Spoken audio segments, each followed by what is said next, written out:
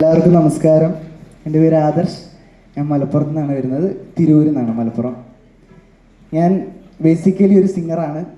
കഴിഞ്ഞ 2 പ്രോഗ്രാമിനും ഞാൻ പാട്ടാണ് പാടിയത്. ഇപ്രാവശ്യം എല്ലാവരും പാടുണ്ടല്ലോ, ഞാനൊരു വെറൈറ്റി പിടിക്കാമെന്ന് വിചാരിച്ചാണ്. പിന്നെ കിതയ്ക്കണോ ഹാർമോൺ എടുത്തിട്ട്. അതിനു മുന്നേ എനിക്ക് സാറിൻ്റെ ഏറ്റവും ഇഷ്ടപ്പെട്ട പാട്ട് പടിയിറങ്ങുന്നു പത്തേമാരി, അതാണ്. അപ്പോൾ അതിനെ പറ്റി എന്തെങ്കിലും എക്സ്പീരിയൻസ് പറയാനുണ്ടോ സാർക്ക് ഹരിജീൻ്റെ ഒപ്പം?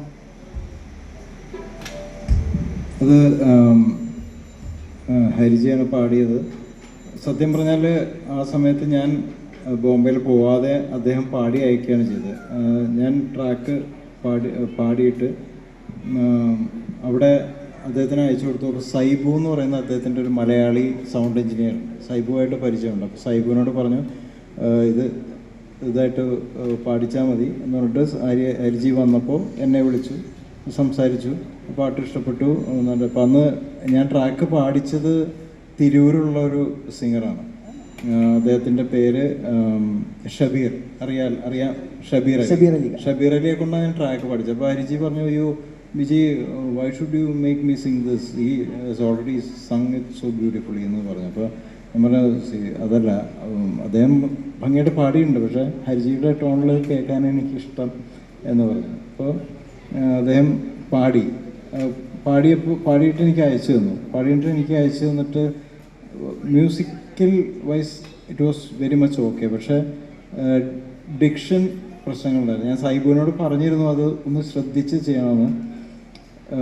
എനിക്ക് സാറ്റിസ്ഫൈഡ് അല്ല, അത് ഒന്നുകൂടി പാടിക്കണമെന്ന് പറഞ്ഞാൽ ഞാൻ അദ്ദേഹം 2ാമത് വന്ന് പാടി, 3ാമതും വന്ന് പാടി. 3 പ്രാവശ്യം അദ്ദേഹം ആ പാട്ട് സ്റ്റുഡിയോയിലൊന്ന് പാടിയിട്ടാണ് അതങ്ങനെ കേട്ടത്. അദ്ദേഹത്തിന് മലയാളത്തിൻ്റെ വാക്കുകൾ പറയുമെങ്കിലും അതിന് ഒരു ഉരുളിച്ചുണ്ട് അദ്ദേഹത്തിന്. പക്ഷെ അത് റഫീഖേട്ടൻ്റെ ഒരു കവിതയാണ്.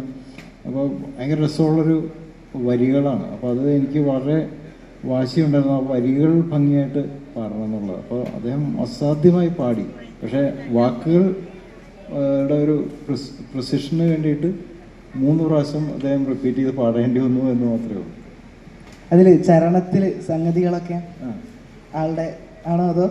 അത് ശരിക്കും ഞാൻ പലപ്പോൾ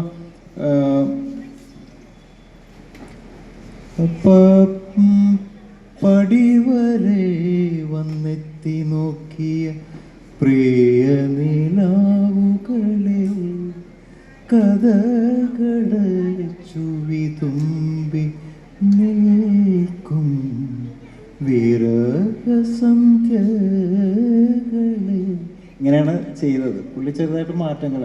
അകലേതോ കൂര തോറും തിരിവിളക്കുകൾ മിന്നിടാനായി കടലു താണ്ടു,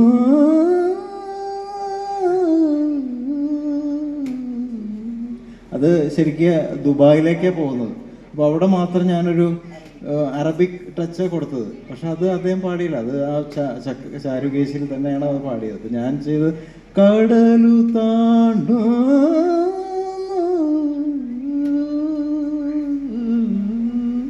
അങ്ങനെ ഒരു ടച്ച് കൊടുത്തായിരുന്നു.